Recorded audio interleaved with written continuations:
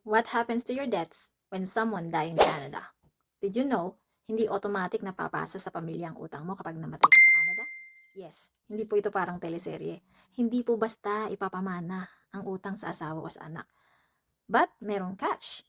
Kapag may utang ang isang tao at pumanaw siya, hindi agad pamilya ang hinahabol ng bangko. Ang unang magbabayad ng utang mo ay ang tinatawag na estate.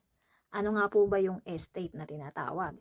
Lahat ng naiwan mong assets like pera sa bangko, investment, properties, sasakyan at iba pang ari-arian.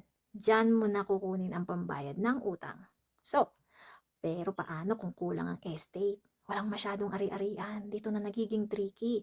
Kasi may mga sitwasyon na pwedeng maapektuhan ang pamilya. Like for example, kung cosigner ay asawa mo o kamag-anak mo, kung joint loan ang utang ninyo, kung joint credit card kayo, o joint mortgage.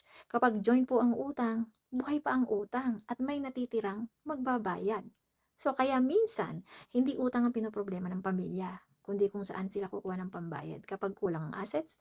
At dito pumapasok kung bakit mahalaga ang tamang financial planning.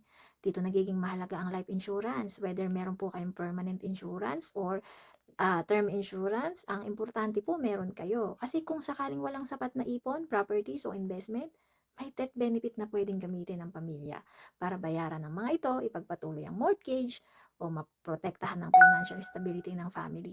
At ang maganda pa, kapag po may name beneficiary ang life insurance ninyo, diretso pong napupunta sa pamilya at hindi dumadaan sa estate. So, ibig sabihin, mas mabilis itong natatanggap at pwedeng magamit agad kung kinakailangan. Hindi ito para manakot. Ito po ay para maging aware lang tayo. Kasi minsan akala natin tapos na ang obligasyon natin pero may naiiwan pa palang responsibility. If you like this kind of information po, follow and comment for more. I'll see you in my next